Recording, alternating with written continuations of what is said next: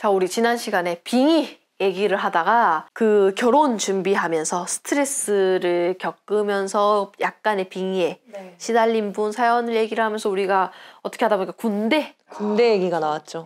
얘기까지 나왔는데, 왜냐면 군대라는 그 환경 자체가 엄청난 스트레스잖아요. 우리 이 PD도 군대를 늦게 갔다 왔거든요. 가장 충격적이었던 게 20살짜리 아기가, 우리 이 PD가 그때 30살이었거든요. 너는 머리를 생각이라는 걸 하려고 단 거야? 뭐 이랬었나? 네, 그런 어떤 생각이라는 걸 하려고 머리가 있는 거야? 이런 얘기를 해갖고 이 친구가 굉장히 그때 충격을 받아가지고. 그랬겠다 진짜. 네, 그래서 그 정도로 군대라는 곳은 스트레스가 가득한 곳이네요. 스트레스가 엄청난 곳인데, 이런 환경에서 신기 있는 남자분들은 군대에 가서 이상한 증상들을 겪는 경우가 진짜 많더라. 그래서 오늘은 군대 얘기를 제가 잘 안 하려고 해요. 왜냐면 군대 얘기가 조회수가 잘 안 나옵니다. 일단은 많은 분들이 군대 귀신하면 식상하다고 생각해요. 네, 우리 옛날에 배우 연우가 나와가지고 군대 썰 한번 풀었었는데 굉장히 얘기는 너무 재밌었는데, 이제 군대는 뭔가 여자들은 좀 공감하기 힘든. 그치, 모르니까 일단 모르고 군대 귀신 하면은 뭔가 좀 식상하게 느껴지나 봐. 왠지 뭔가 군대 귀신하면 그냥 한 세트 끝. 자, 다음 얘기 주세요. 이런 느낌의 약간 전설의 고향 느낌처럼 뻔하다고 생각하나? 네, 그래서 제가 군대 얘기를 안 하다가 오늘 받은 사연은 좀 무서운데? 라는 생각이 들어서 준비를 하게 됐고, 자, 제가 오늘 사연자의 성함을 현우 씨라고 하도록 하겠습니다. 2010년에서 2011년에 실제로 있었던 일입니다. 물론 기억이 정확하진 않을 수는 있겠으나 최대한 자세히 얘기를 해보겠다 라고 하셨고, 그때 저희는 부대 근처 지역에 6.25 전사자 발굴 작업이 진행이 되어서 실제 전사자 발굴 전문팀 분들에게 노하우를 배워가면서 약 2달에서 석 달간 온 동네 산을 돌아다니며 땅을 파고 다녔다고 합니다. 보통은 전사자 발굴팀이 직접 산을 돌아다니면서 발로 땅을 밟아보다가 조금 푹신한 땅이 있으면은 이전에 이곳이 진지였을 가능성이 있다라고 생각하면서 땅이 안 파지는 층이 나올 때까지 파라고 시키는데, 엄청 힘들기도 했지만 거기서 전쟁 당시에 사용했던 총이라든지 총알, 탄피, 심지어 전투화나 라이터 같은 물건들이 나오기도 해서 그런 것들이 좀 이분들 입장에서 좀 재밌기도 하고 흥미도 있고 또 보람도 느끼고, 왜냐면 누군가가 썼던 걸 발견하는 거니까. 그리고 무엇보다 포상휴가가 그렇죠. 맞습니다. 걸려 있어서 엄청 집중을 해서 작업을 했었다고 합니다. 유해가 발견되면은 발굴팀에서 이게 실제 유해가 맞는지 확인하는 작업을 하고, 그 부분에 폴리스 라인 같은 띠를 두르고 나서 이제 전체적으로 발굴을 시작을 하는데, 그래서 이 유해를 판별하는 방법을 당시에 배웠었대요. 이 전문팀한테. 근데 판별하는 방법 중에 첫 번째가 먼저 뼈의 두께와 길이라고 합니다. 사람의 다리뼈 길이만큼 뼈가 긴 동물이 사실 잘 없대요. 고라니의 다리뼈 정도는 어린아이의 뼈로 착각할 수가 있을 정도래요. 우리가 방금 생각했을 때 고라니 있지 않나? 이럴 수가 있는데 그건 어린아이 뼈로. 그래서 이분이 다리뼈를 예로 든 이유가, 보통 백골은 얼굴과 갈비뼈부터 부패가 시작돼서 사라지기 때문에 영화에서 본 것처럼 해골 그 상태로나 몸의 형태가 그대로 남아있진 않는데요. 전 약간 그거 상상하고 있었거든요. 그래서 뼈가 두꺼운 허벅지나 다리뼈가 가장 큰 그 유해에서 가장 많이 남는, 그리고 두 번째로 관가에서는 안 되는 것이 깨진 도자기 같은 오목한 모양의 뼈라고 합니다. 이게 사람의 얼굴뼈는 쉽게 부식이 되기 쉽지만 두개골, 이 뒤통수가 뼈가 부식이 느려서 마치 깨진 도자기처럼 남아있는 경우가 많다고 해요. 그래서 깨진 도자기처럼 보이는 것도 절대 지나치지 마라 라는 얘기를 들어서 이분이 어쨌든 이렇게 해서 이런 교육을 받으면서 그 주변에 전사자 발굴 작업에서 이분의 부대는 총 8구의 유해를 찾아냈지만 실제로 이분은 실제적으로 찾은 건 없었다고 합니다. 현우 씨가 찾은 거는. 이후에 시간이 흘러서 저희 부대는 KCTC라는 큰 훈련을 참가하게 되었는데, 엄청 큰 훈련입니다. 북한군의 역할을 하는 한국 전갈 부대와 4박 15일간 모의 전투를 하는 그런 큰 훈련을 얘기한대요. 간부들이 진급도 달려있는 엄청나게 큰 훈련이라서 KCTC 훈련을 약 10달 정도 앞두고 2, 3주에 한 번씩 훈련 연습을 계속 나가게 됐다고 합니다. 그 훈련을 엄청 많이 하는 훈련입니다. 이 자체가 엄청 중요해서. 그러니까 이 훈련을 준비하기 위해서 또 훈련을 계속하는. 네, 그래서 이 반복되는 훈련에 너무나도 지치기도 했고 이 현우 씨와 동기들은 저녁이 거의 다 다가와 있었기 때문에 훈련 중에 불만이 굉장히 많이 쌓여 있었다고 합니다. 그렇죠. 참고로 이때는 현우 씨가 분대장 이었기 때문에 다른 동기들처럼 불평불만을 막 대놓고 할 수는 없었고 분대원들에게 투입할 진지를 골라주고 있는 그런 상황이었다고 합니다. 그래서 이분은 배운 게 삽질이라서 땅을 발로 밟아가면서 푹신한 곳이 있으면 예전 선배들 혹은 전쟁 중에 사용했던 진지니까 땅이 잘 파질 거라고 이전에 했던 게 있으니까 후임들한테 지정해주면서 돌아다니고 있는데 같은 분대 내에 있던 동기였던 친구가 이 과도한 훈련에 짜증이 난 다음에 뭔가 발을 탁 걷어차서 뭔가 발에 때르르르 굴러갔는데 갑자기 머릿속에 수개월 전에 끝냈던 전사자 발굴팀의 얘기가 순간 확 지나갔다고 합니다. 이분이 그 친구가 발로 차는 걸 보는 순간 깨진 도자기 같은 것을 보면 절대 지나치지 말라. 그니까 두개골. 그래서 이분이 갑자기 온몸에 소름이 쫙 돋으면서 너 방금 발로 찬 게 뭐였어? 라고 물어봤는데 그 사람은 몰라, 그냥 뭐가 있기를 발로 찼는데? 라고 얘기를 했고 그 발로 찬 거 어디로 갔어? 어디로 갔어? 라고 물었더니 모른다 라고 하면서 몰라, 씨, 그냥 여기 좀 찼는데 어디 갔지? 하고 주변을 두리번거리다 보니까 여기 있네 하면서 그분이 그걸 다시 발로 차서 현우 씨 앞으로 발로 뻥 찼는데 그게 떼굴떼굴 해서 굴러오는데 초록색 이끼가 가득 낀 도자기 같은 모양이었다고 합니다. 그걸 보는 순간 온몸에 소름이 쫙 돋으면서 그 친구한테 너 이거 절대 손대지 말라고, 너 처음에 어디서 이거 발견해서 발로 쳤냐?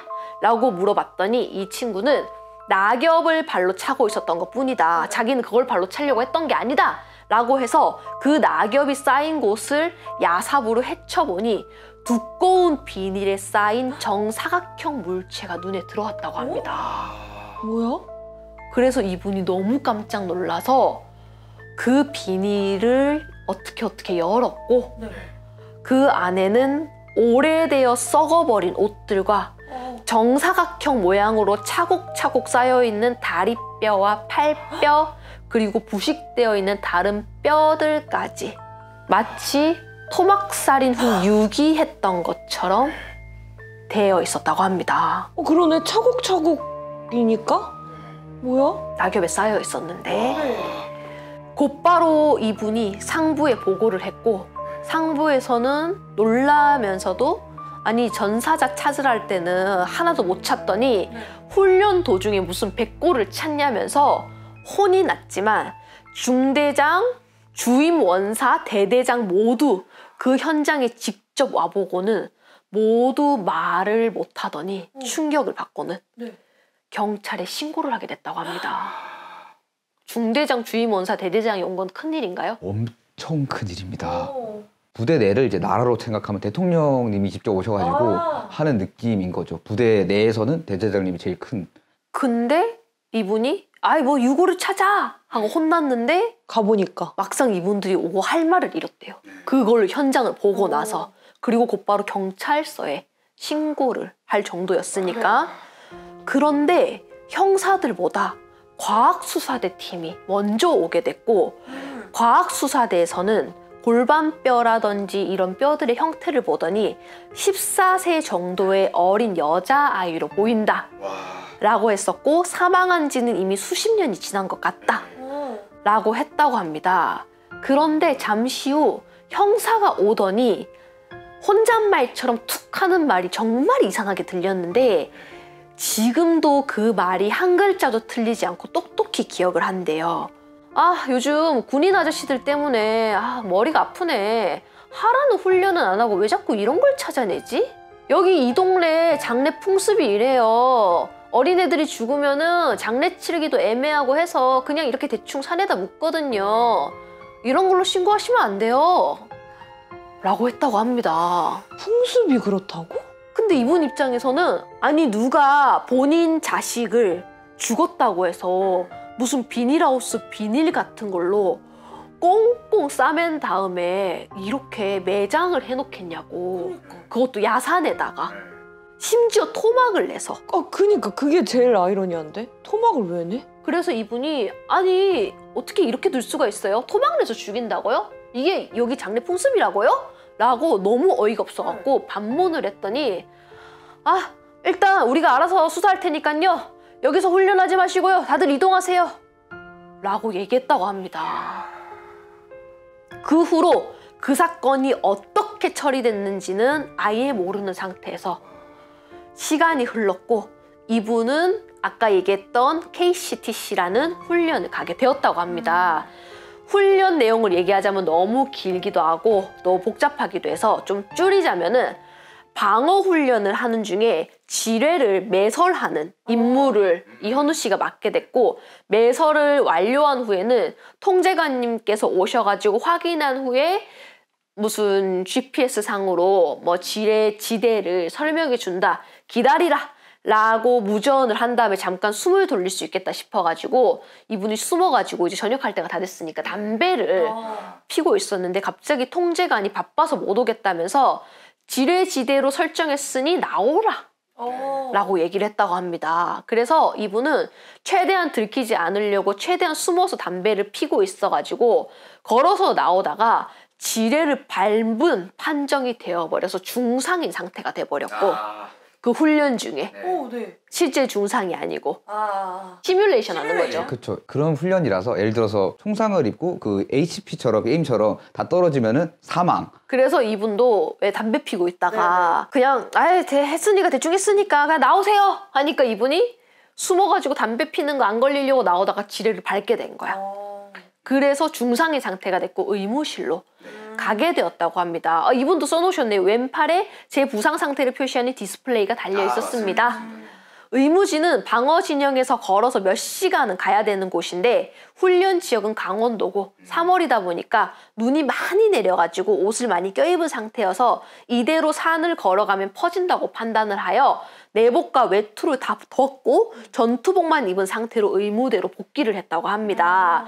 그렇게 의무대로 시간 내에 복귀를 하면은 다시 전투에 투입할 수 있다고 들었는데 몇 시간을 고생해서 돌아왔지만 이미 과다출혈로 이미 사망 판정이 되었고 현우 씨 보고 실제 관에 들어가라고 했대요. 맞아요. 맞습니다. 시뮬레이션을 그래서 되게... 진짜처럼 다 해야 되기 때문에 실전을 가장한 핵심 훈련이라서 난 좀 빼줘가 불가능합니다. 그래서 안 죽으려고 열심히 싸웁니다.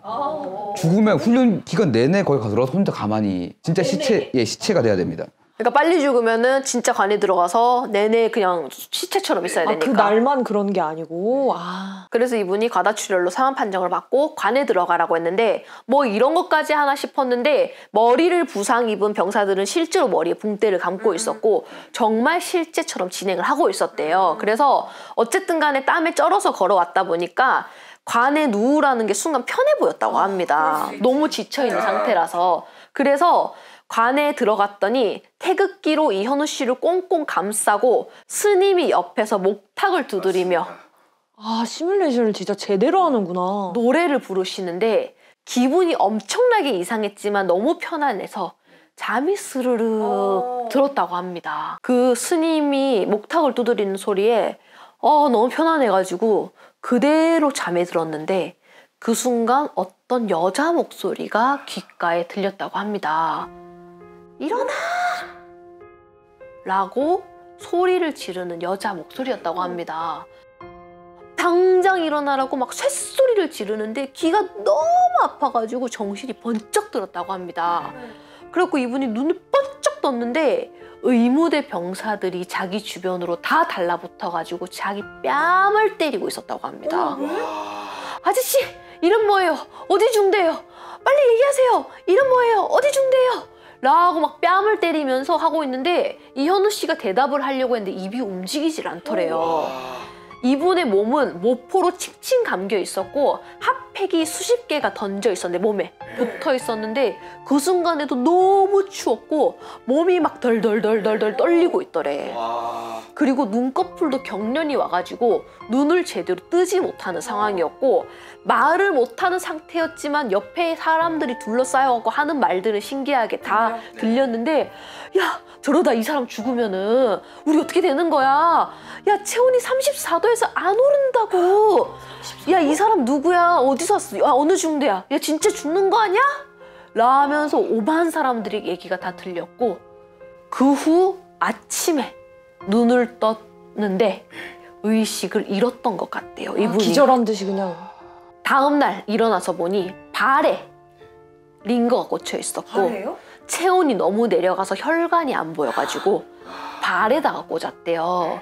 그래서 그때 저체온증으로 갑자기 뭐 진짜 막 부상을 입은 건 아니었잖아. 근데 갑자기 관에 누워있다가 저체온증으로 실제로 돌아가실 뻔했던 거야. 그러니까 그 스님의 그 목탁 소리. 목탁 소리에 이렇게 편안하다 이러고 잠들었다 했잖아요. 잠들었는데 그게 저체온증이 되면서 현실에서 실제로 돌아가실 뻔하다가 갑자기 여자애가 일어나 빨리 일어나 하는 목소리를 듣고 순간 깬 거야 이분이. 그리고 다시 기절했다가 정신을 차린 거죠. 근데 현실에서는 저체온증으로 주변에 군인들이 뺨을 때리고 핫팩을 온몸에다 갖다 붙이고 있으면서 이 사람 이러다 진짜 죽는 거 아니냐, 죽으면 우리 어떻게 되는 거냐 했는데 그때 왜 이런 일이 생겼는지는 아직도 모르는 상태래요. 그리고 자기가 문득 그 목소리가 갑자기 그 발에 누가 차가지고 그 어린아이의 두개골 발견한 거? 그 아이라라는 느낌이 딱 들면서 혹시 그때 그 여자애가 나를 구해준 게 아니었나? 자기를 찾아줘서 고마워서? 라는 생각이 들었고 당시에 생각해보면은 돌이켜보면은 신기하기도 하고 섬뜩한 사실은 왜 머리뼈가 하필이면은 굴러다니고 있었을까 그 주변을. 그러네. 알아봐 주길 바랬던 건지 아니면 범인이 머리랑 몸을 따로 매장을 했던 건지 모르겠다. 왜냐면은 이분이 실제로 비닐을 열어봤다 했잖아요. 비닐을 열어봤을 때 분명히 오랜 시간 동안 아무도 손대지 않은 듯이 꽁꽁 싸매져 있었대. 근데 그 꽁꽁 싸매져 있는 거에서 어떻게 두개골은 나와가지고 이끼가 파랗게 푸르게 껴가지고 돌아다니고 있었다 했잖아요. 그럴 수가 있는지 자기는 이해가 안 된다고. 진짜 말이 안 되네. 뭔가 풀어져 있었다거나 막 정신없이 흩어져 있었으면은 그랬을 텐데 너무 꽁꽁 싸매져 있었대. 나머지는 다 가지런히 이렇게 돼 있는데 머리 그 두개골만 그렇게 나와 있던 거잖아요. 말이 안 되네 그럼. 그리고 이분이 덧붙였던 거는 그리고 제가 그 비닐을 발견한 후 주변을 둘러봤을 때 산 아래에는 인삼밭들과 비닐하우스가 있었는데요. 실제로 자신은 비닐하우스 비닐을 그 전에는 만져본 적이 없었는데 딱 그 비닐하우스를 보자마자 내가 방금 뜯은 거랑 같은 비닐이구나. 시중에 그냥 평범하게 구할 수 없는 그런 두껍고 질긴 비닐이구나 라는 생각이 들었었다고 합니다. 그래서 이제 최근에 제 그 유튜브에 이제 사연을 쓰려고 문득 이때 생각이 나서 혹시 해당 지역 내에 무연고자 처리 관련해서 좀 찾아보셨는데 너무 오래된 이야기이기도 하고 해서 정보를 더 이상 찾을 수는 없었다고 합니다. 근데 진짜 말이 안 되네. 왜냐면 그 경찰이 그렇게 그냥 툭 뭐 풍습이다 이렇게 얘기했다는 것도 솔직히 말이 안 되고 그런 풍습이 어디 있어 뭐 그 동네에. 근데 머리가 따로 있는 것도 이끼가 가득 낀 그것도 말이 안 되고. 근데 진짜 일어나라고 소리친 게 저는 바로 생각했던 게 고마워서 자기 찾아줘서 그렇게 생각 들어요. 그래서 제가 봐도 이 사연이 그래서 좀 무섭다라는 생각이 들었던 게 이분이 뜬금없이 아무런 실제 부상이라든지 어떠한 게 없었는데 갑자기 저체온증이 내려가면서 응급 상황이 됐다는 점, 그리고 뼈가 그렇게 다 밀봉이 돼 있었는데 머리뼈만 굴러다녔던 거를 또 발견을 했다는 점, 그래서 뭔가 이거는 복잡하게 좀 얽혀 있지 않나. 이분 생각처럼 실제로 그 여자의 혼이 도와줬을 수도 있지만 어쨌든 그 주변에 뭔가 좀 안 좋은 것들이 좀 있었겠죠. 왜냐면 이분도 어쨌든 안 좋은 일을 겪었잖아. 저체온증이라는. 이게 쉽게 일어나나요, 군대에서? 갑자기 관에 누워있다가 저체온증이 되고? 아니죠. 절대 일어날 수 없는 일 중에 하나인 거죠. 일단 저체온증 자체가 되게 쉽게 이렇게 되지 않는 너무 뜬금없잖아. 관에 누워있다가. 형태가 그냥 관이고 이런 것들을 배치해뒀을 뿐이지 거기가 그런 곳이 아닙니다, 애초에. 진짜 무슨 뭐 냉동고도 아니고 그냥 뭐 밖에다가 그냥 이렇게 관 이게 아닙니다, 애초에.